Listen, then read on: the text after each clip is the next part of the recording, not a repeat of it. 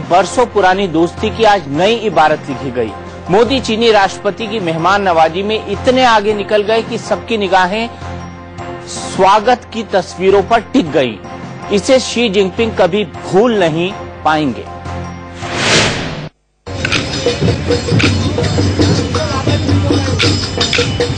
चीनी राष्ट्रपति और प्रधानमंत्री मोदी की ये तस्वीरें दोनों देशों के रिश्तों के नए अध्याय की शुरुआत का संकेत हैं। मकसद साफ है कि दोनों देश आपसी विवाद की हर वजह को इसी इत्मीनान के साथ सुलझाएंगे।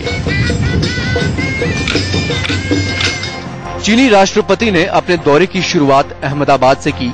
यहां पहुंचने पर उनका गर्मजोशी से स्वागत हुआ। एयरपोर्ट पर गार्ड ऑफ ऑनर के बाद शी जिनपिंग होटल हयात पहुंचे, जहां प्रधानमंत्री मोदी ने प्रोटोकॉल तोड़कर उनका स्वागत किया।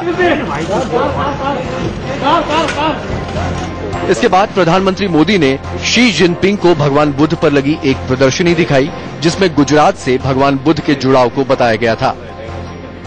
इसमें पीएम मोदी के पैतृक शहर वडनगर का भी जिक्र था। इसके बाद दोनों नेता बातचीत की मेज पर साथ साथ बैठे। पहले दिन की इस मीटिंग में दोनों देशों के बीच 3 समझौते हुए। पहला समझौता चीन के ग्वांगडोंग प्रांत और गुजरात राज्य के बीच हुआ। गुजरात की तरफ से राज्य के मुख्य सचिव ने दस्तखत किए। दूसरा समझौता चीन के ग्वांगझाओ और अहमदाबाद शहर के बीच हुआ। इस समझौते के तहत अहमदाबाद का विकास ग्वांगझाओ की तर्ज पर किया जाएगा। अहमदाबाद की तरफ से शहर के म्युनिसिपल कमिश्नर ने समझौते पर दस्तखत किए। तीसरा समझौता गुजरात में इंडस्ट्रियल पार्क बनाने को लेकर हुआ। ये करार चीन डेवलपमेंट बैंक और गुजरात इंडस्ट्रियल डेवलपमेंट कॉरपोरेशन के बीच हुआ। इसके बाद दोनों नेता साबरमती आश्रम पहुंचे, जहां शी जिनपिंग ने महात्मा गांधी को श्रद्धांजलि दी।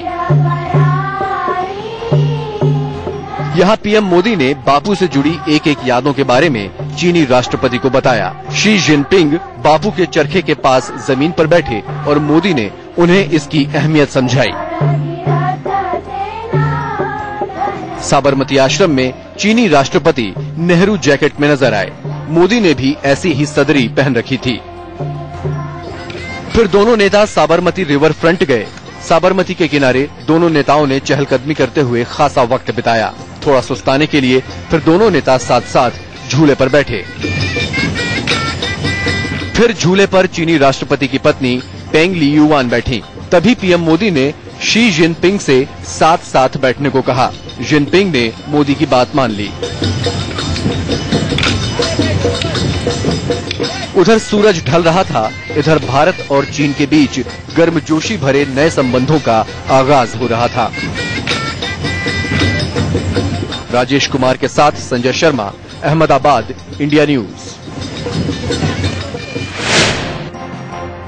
अंदर की बात यह है कि मोदी की जापान यात्रा की सफलता से चीन सख्ते में आ गया है। वो चाहता है कि जापान को बुलेट ट्रेन का तोहफा न मिले।